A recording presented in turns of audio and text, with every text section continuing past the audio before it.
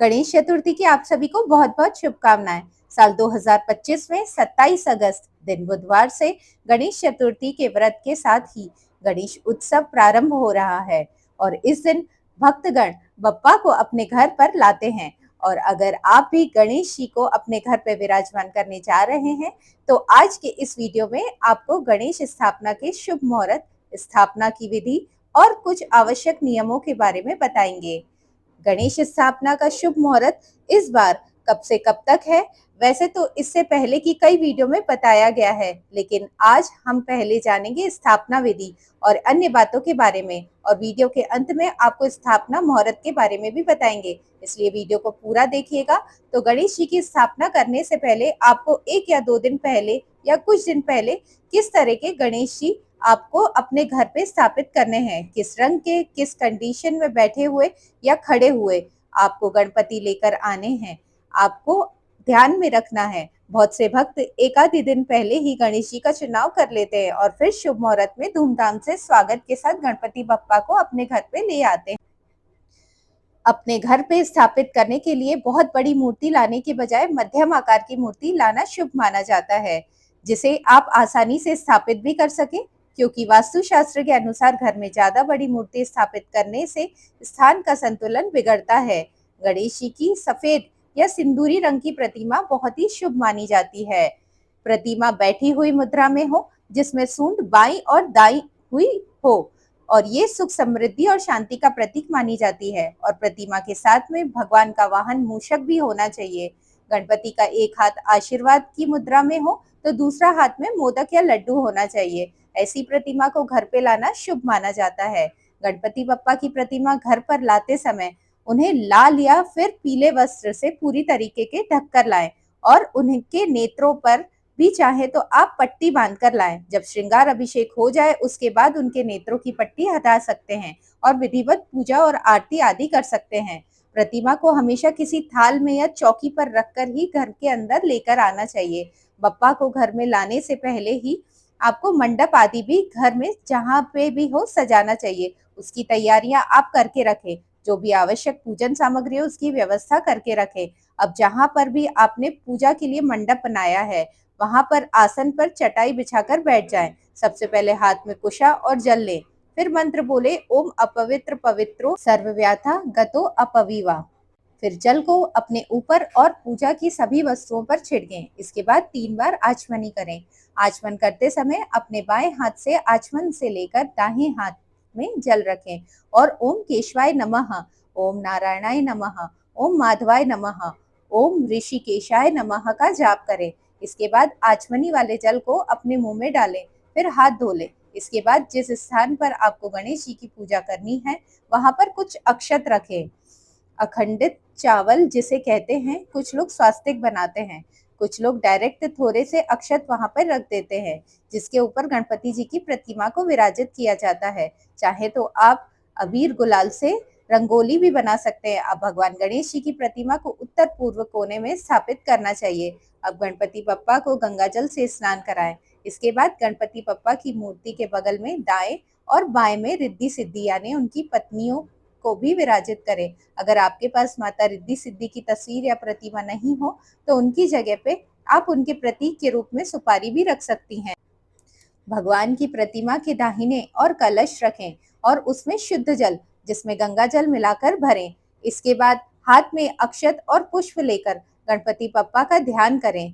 गणपति बप्पा का ध्यान करते समय आपको कितने दिन तक गणपति जी को अपने घर में विराजमान करना है, ये आपको संकल्प लेना चाहिए, क्योंकि बहुत से लोग आधा दिन, कुछ 1.5 दिन, कुछ 3 दिन, कुछ 5 दिन, कुछ 7 दिन तक का भी गणपति बप्पा को विराजित करते हैं, और कुछ लोग अनंत चतुर्दशी तक अपने घर पे बप्पा को विराजित रखते हैं। तो संकल्प आपको लेना है और उसके बाद संकल्पित जल और पुष्प अक्षत को बप्पा के चरणों में अर्पित कर दें। बप्पा का ध्यान करें, धूप दीप जलाकर मंत्रों का जाप करें। पूजा में ओम गंग गणपते नमः मंत्र का जाप अवश्य करें। भगवान गणेश के अलावा भगवान शिव और माता पार्वती और भगवान कार्तिकेय का भी ध्यान करें। मंदिर में दक्षिणा चढ़ाएं। इसके बाद भगवान गणेश जी की आरती उतारने से पहले कथा का श्रवण जरूर करें। श्री गणेश चालीसा का पाठ करें। गणेश पुराण की कथाओं का आप श्रवण कर सकते हैं या पढ़ भी सकते हैं। सबसे अंत में कपूर जलाकर आरती उतारें। और बहुत से भक्त ऐसे भी होते हैं जिस दिन गणपति बप्पा को अपने घर में विराजित करते उस दिन से अखंड ज्योत भी अपने घर में तब तक जलाते हैं जब तक बप्पा घर में विराजित रहते हैं। यदि आपने अखंड ज्योत जलाई है तो दिया एक अलग से आपको आरती उतारने के लिए जलाना चाहिए। जब तक भी गणपति बप्पा आपके घर पे विराजित हैं, उन्हें हर बार हर समय कोई नया भोग जो उनके प्रिय हो वो अर्पित जरूर करना चाहिए। जैसे पहले दिन आप लड्डू, मोदक या अगले दिन पान, सुपारी, इलायची के साथ ही दूर्वा का भी या फिर कोई दूध से बनी मिठाई का भोग उन्हें अर्पित कर सकते हैं। इसके अलावा सात्विक भोजन जो भी नॉर्मल रोटी, सब्जी, पूरी, कड़ी, चावल या जो भी कोई व्यंजन हो आप उन्हें चढ़ा सकती हैं जिसमें लहसुन प्याज का प्रयोग बिल्कुल नहीं होता। आपको भोग लगा सकती हैं लेकिन ध्यान रखिएगा कुछ ऐसे भोग होते हैं जिसे आप भोग में लगा नहीं सकते, जैसे बैंगन की सब्जी या फिर मसूर की दाल को बप्पा को भोग लगाने के बाद जो भी भोग बचा हुआ प्रसाद होता है उसे सभी लोग बांटकर स्वयं भी ग्रहण करना चाहिए। यदि आपने उपवास नहीं रखा और उपवास रखने वाले भक्त केवल जल, फल, दूध या फलों का जूस भी ले सकते हैं। जब आपने गणपति बप्पा को अगर दोपहर के समय विराजित किया है तो दोपहर का समय क्योंकि सबसे शुभ माना जाता है, उसके बाद आपको दोपहर में तो भोग लगाना ही है। शाम की पूजा करके भी आपको भोग लगाना है। भजन कीर्तन करते रहना चाहिए और सभी लोगों को घंटा, घड़ियाल बजाकर और ढोल, मृदंग आदि बजाकर कीर्तन करते हुए गणपति बप्पा का स्वागत करना चाहिए। आपकी कोई खास मनोकामना हो तो गणपति बप्पा के दाहिने कान में आपको अपनी कामना कह देनी चाहिए। घर में यदि छोटे बालक हो, पढ़ने वाले बच्चे हो तो उनकी पढ़ने वाली कोई भी सामग्री, कोई भी बुक, कोई पेंसिल, किताब, कलर या उनकी रुचि से संबंधित कोई भी सामग्री आज के दिन नई लाकर गणपति बप्पा को अर्पित करें और बाद में उसे उस बालक को दे दें। बच्चे हैं उनके उपयोग में लेने दें। ऐसा करने से भी गणपति बप्पा की कृपा बच्चों को सदैव बनी रहती है। बच्चों की बुद्धि प्रखर होती है। कुछ ऐसे आवश्यक पूजन सामग्री है जो बप्पा को जरूर अर्पित करनी चाहिए, जैसे कि गणपति बप्पा का श्रृंगार करते समय सबसे पहले आप उन्हें सिंदूर का तिलक लगाएं। सिंदूर ना हो तो रोली, कुमकुम से भी तिलक लगा सकती हैं और इन्हें यज्ञोपवीत अवश्य लगाना चाहिए। यज्ञोपवीत यानी जनेऊ और कोई भी पीला या सिंदूरी वस्त्र उन्हें आज के दिन अवश्य अर्पित करें।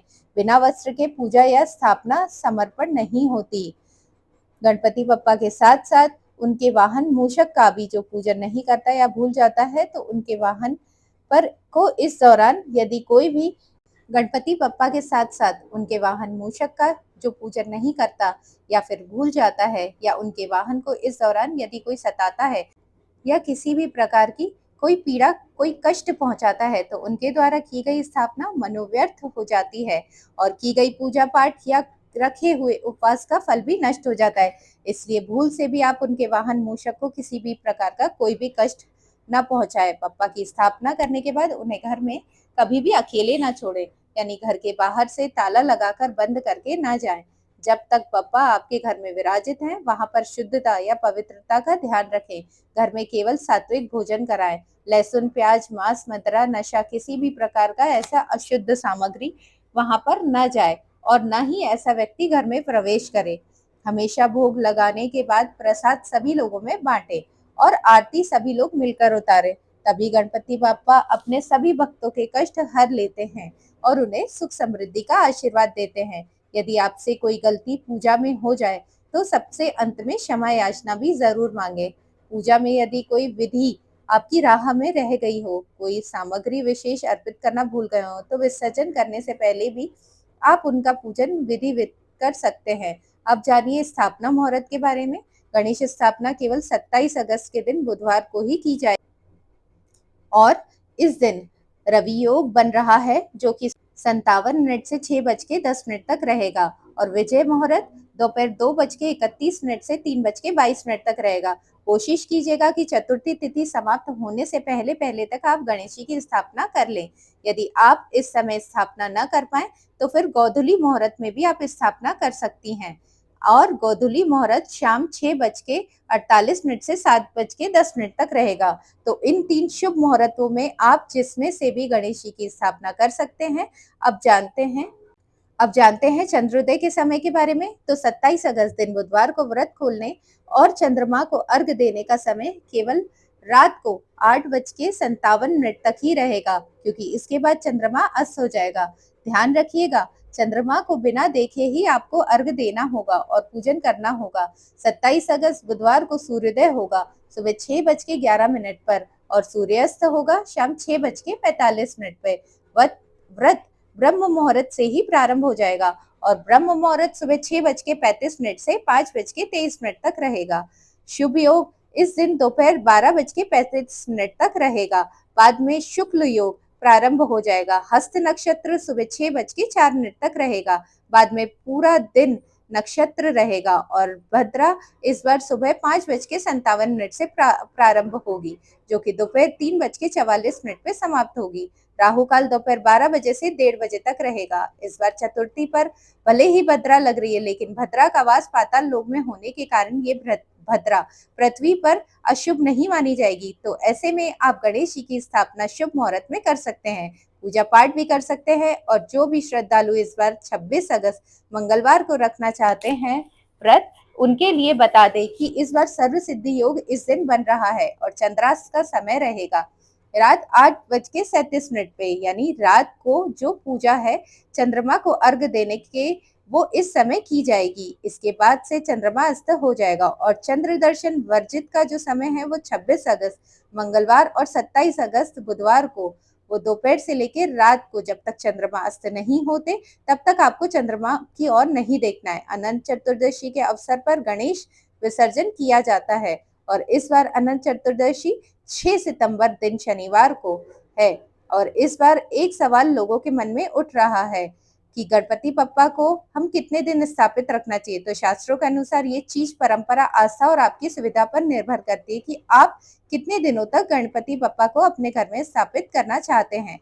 कुछ लोग 1.5 दिन, यानी कुछ लोग 3 दिन, 5 दिन, 7 दिन, या फिर अंतिम अनंत चतुर्दशी के दिन भी गणेश जी का विसर्जन किया जाता है।